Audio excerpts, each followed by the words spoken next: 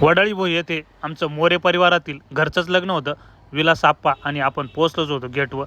इजू काकानं लगेच आमच्या डोक्यात टोप्या घातल्या आणि ते म्हणे आम्ही ना गेटवर आहे, तुम्ही पाहिला ना नवरदेव मिरवायला काढा. मग आम्ही दोघं निघालो नवरदेवाच्या दिशेने. वाटातच आहे ना आपल्याला हे पाहुणे म्हणले रामकृष्ण, मग आपण समजून जायचे आपले फॉलोअर आहे.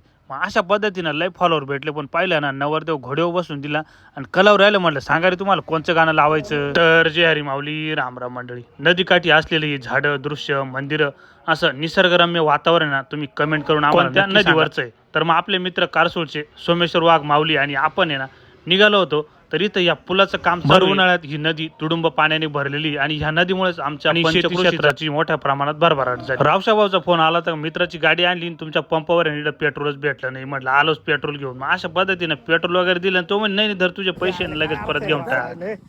काय अर्थ आहे पेट्रोल ते काय? अरे हा मग पेट्रोल जरी असलं म्हणून का काय झालं ते.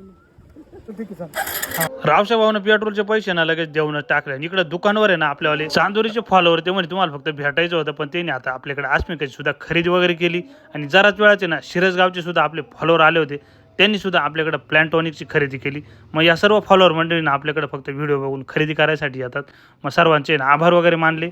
लग्नामध्ये गेटवर आपले बिग फॉलोअर अभिजित कावळे यांचं सुद्धा स्वागत वगैरे केलं. घोडांब्याची सुद्धा ही बिग फॉलोअर मंडळी भेटली, पण त्यांचे काही चेहरे पूर्ण आले नाही. तसेच खेलदरी, गणूर या सर्व फॉलोअर मंडळींना आपल्याकडे हरी माऊली म्हणत आपली भेट वगैरे घेतली. बाकी फॉलोअर मंडळी म्हणजे आमचा व्हिडिओ घ्या ना. म्हटलं 100% तुमचा नाही घ्यायचा, मग घ्यायचा कोणाचा.